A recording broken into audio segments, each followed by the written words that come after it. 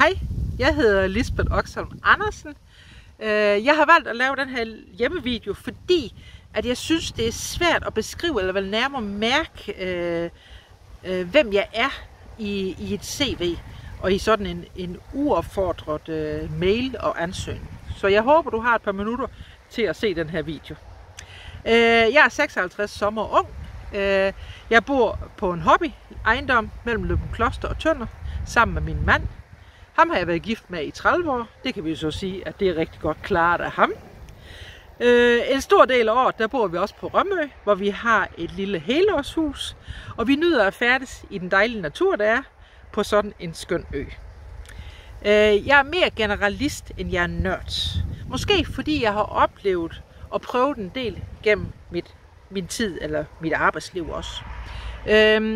Men det kan I jo så se på mit CV. Jeg har været selvstændig HR-konsulent og stoppet her den 30.6. Det er et arbejde som HR-konsulent, det er jo mange ting. Det er både at være sparringspartner til kunder, det er også at kunne løse nogle administrative opgaver, det kunne være et RPV, det skulle ordnes eller nogle andre ting.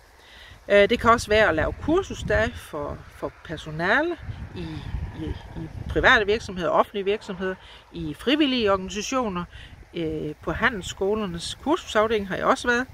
Det kan også være at koordinere og jonglere i et lille enkeltmandsfirma som mit, og hele tiden være med på, hvad der sker lige rundt om hjørnet. Man skal hele tiden være oppe på beat, simpelthen.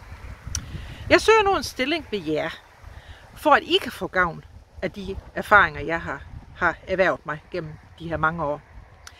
Jeg søger også ved jer, fordi jeg er blevet lidt metaltræt af det at være soloselvstændig. Og jeg synes, jeg har brug for kollegaer. Jeg har brug for det at være en del af noget større i en virksomhed. Jeg er også frisk på helt andre og nye opgaver i jeres virksomhed, hvis det er det, I har brug for hjælp til. Jeg er nemlig ikke bange for at prøve noget nyt. Og så behøver jeg ikke nødvendigvis have fuldtidsarbejde. I står sikkert ikke lige nu og mangler en, det er jeg godt klar over. Men lad os tage en kop kaffe og en uforpligtende snak her ved lejlighed. Pludselig kan det jo være, at en af jeres gode medarbejdere finder et andet job, og så står I pludselig og mangler en. Så er det godt, at vi har talt sammen inden. Ring eller skriv til mig. Mine kontaktoplysninger, dem har I her i mailen. Og tak fordi du lyttede.